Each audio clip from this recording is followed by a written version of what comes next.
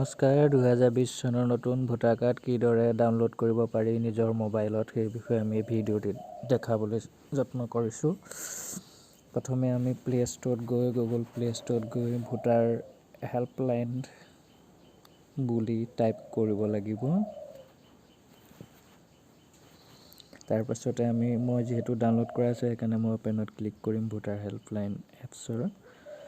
Click কৰাৰ লগে লগে এনেদৰে এটি পেজ খোল খাব আৰু পেজটো খোল খোৱাৰ লগে লগে আমি নিজৰ মোবাইল নাম্বাৰ যিটো আমি ভোটাৰ কাৰ্ড এপ্লাই কৰোঁতে ৰেজিষ্ট্ৰেশ্যন কৰা হৈছিল সেই নাম্বাৰটো প্ৰথমে টাইপ কৰিব লাগিব।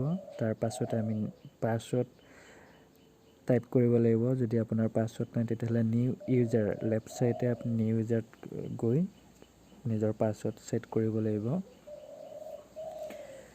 কৰাৰ পাছত আমি লগইনত ক্লিক কৰিব লাগিব। ক্লিক কৰাৰ পাছত আমাৰ সন্মুখত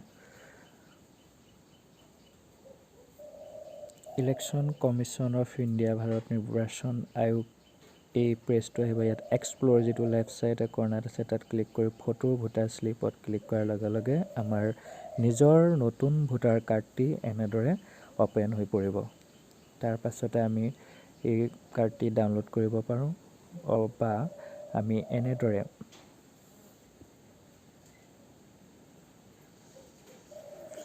কাৰ্ডটি আমি কাৰেকশ্যনৰ ক্ষেত্ৰত